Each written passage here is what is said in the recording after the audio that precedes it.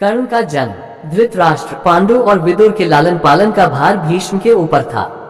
तीनों पुत्र बड़े होने पर विद्या अध्ययन के लिए भेजे गए। धृतराष्ट्र बल विद्या में, पांडु धनुर्विद्या में तथा विदुर धर्म और नीति में निपुण हुए। युवा होने पर धृतराष्ट्र अंधे होने के कारण राज्य के उत्तराधिकारी न बन सके। विदुर दासी पुत्र थे, इसलिए पांडु को ही हस्तिनापुर का राजा घोषित किया गया। भीष्म ने धृतराष्ट्र का विवाह गांधार की राजकुमारी गांधारी से कर दिया। गांधारी को जब ज्ञात हुआ कि उसका पति अंधा है तो उसने स्वयं अपनी आंखों पर पट्टी बांध ली। उन्हीं दिनों यदुवंशी राजा शूरसेन की पोषित कन्या कुंती जब सयानी हुई तो पिता ने उसे घर आए हुए महात्माओं के सेवा में लगा दिया। पिता के अतिथि गृह में जितने भी साधु महात्मा, ऋषि मुनि आदि आते, कुंती उनकी सेवा मन लगा कर किया करती थी। एक बार वहां दुर्वासा ऋषि आ पहुंचे। कुंती ने उनकी भी मन लगा कर सेवा की। कुंती की सेवा से प्रसन्न होकर दुर्वासा ऋषि ने कहा, पुत्री, मैं तुम्हारी सेवा से अत्यंत प्रसन्न हुआ हूँ, अतः तुझे एक ऐसा मंत्र देता हूँ जिसके प्रयोग से तू जिस देवता का स्मरण करेगी वह तत्काल तेरे समक्ष प्रकट होकर तेरी मनोकामना पूर्ण करेगा। इस प्रकार दुर्वासा ऋषि कुंती को मंत्र प्रदान करके चले गए। एक दिन कुंती ने उस मंत्र की सत्यता की जांच करने के लिए एकांत स्थान पर बैठकर उस मंत्र का जाप करते हुए सूर्यदेव का स्मरण किया। उसी क्षण सूर्यदेव वहां प्रकट होकर बोले, देवी, मुझे बताओ कि तुम मुझसे किस वस्तु की अभिलाषा करती हो। मैं तुम्हारी अभिलाषा अवश्य पूर्ण करूंगा। इस पर कुंती ने कहा, हे देव, मुझे आपसे किसी भी प्रकार की अभिलाषा नहीं है। मैंने तो केवल मंत्र की सत्यता परखने के लिए ही उसका जाप किया है। कुंती के इन वचनों को सुनकर सूर्यदेव बोले, हे कुंती, मेरा आना व्यर्थ नहीं जा सकता। मैं तुम्हें एक अत्यंत पराक्रमी तथा दानशील पुत्र प्रदान करता हूँ। इतना कहकर सूर्यदेव अंतर्ध्यान हो गए। कुंती ने लज्जावश ये बात किसी से नहीं कह सकी। समय आने पर उसके गर्भ से कवच कुंडल धारण किए हुए एक पुत्र उत्पन्न हुआ। कुंती ने उसे एक मंजूषा में रखकर रात्रि बेला में गंगा में बहा दिया। वह बालक बहता हुआ उस स्थान पर पहुंचा जहां पर धृतराष्ट्र का सारथी अदित अपने अश्व को गंगा नदी में जल पिला रहा था। उसकी दृष्टि कवच कुंडल धारी शिशु पर पड़ी। अदित निसंतान था, इसलिए उसने बालक को अपने छाती से लगा लिया और घर ले जाकर उसे अपने पुत्र के जैसा पालने लगा।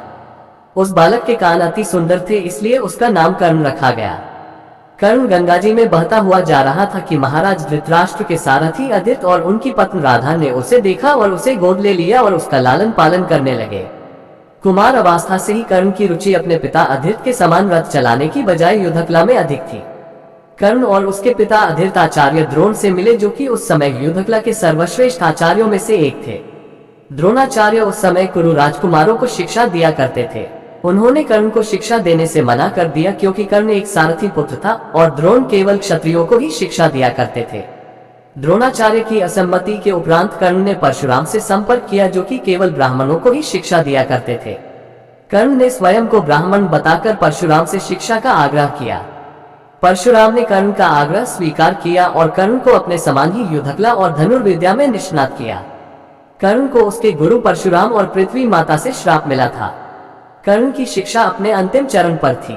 एक दोपहर की बात है, गुरु परशुराम कर्ण की जंघा पर सिर रखकर विश्राम कर रहे थे। कुछ देर बाद कहीं से एक बिच्छू आया और उसकी दूसरी जंघा पर काटकर घाव बनाने लगा। गुरु का विश्राम भंग न हो इसलिए कर्ण बिच्छू को दूर न हटाकर उसके दंड को सहता रहा। कुछ देर में गुरुजी की निद्रा टूटी और उन्होंने देखा कि कर्ण की जान से बहुत रक्त बह रहा है।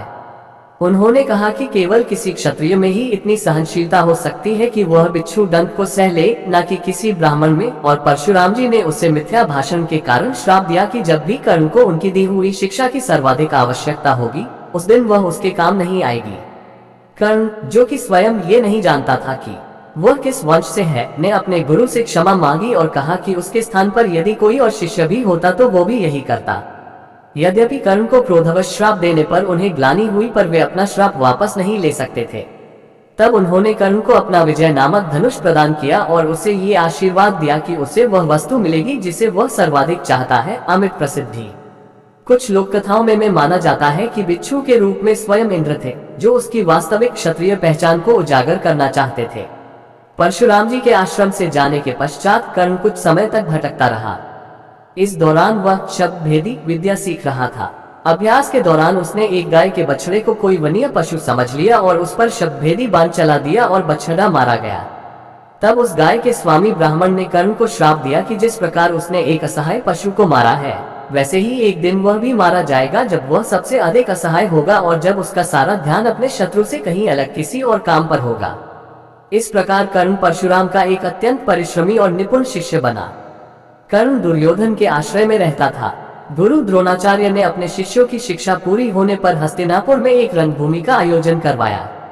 रणभूमि में अर्जुन विशेष धनुर्विद्या युक्त शिष्य प्रमाणित हुआ। तभी कर्ण रणभूमि में आया और अर्जुन द्वारा किए गए कर्तव्यों को पार करके उसे द्वंद्व युद्ध के लिए ललकारा।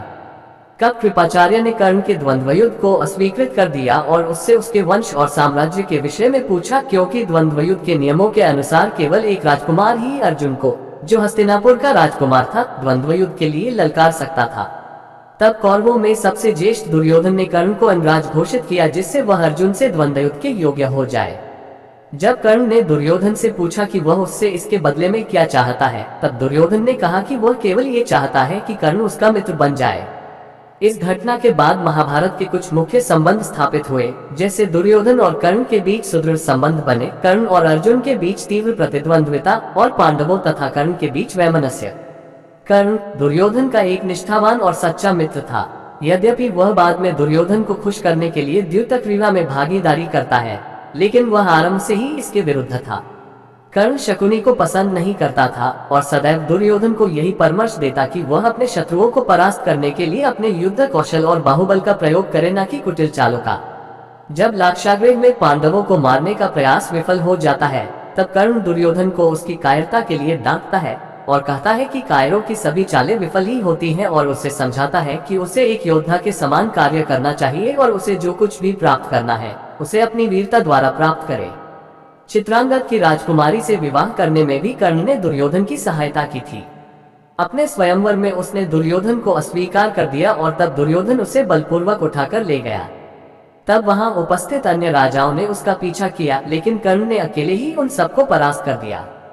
परास्त राजाओं में जरासंध, शिशुपाल, दंतवक्र, साल और रुक्मी इत्यादि थे।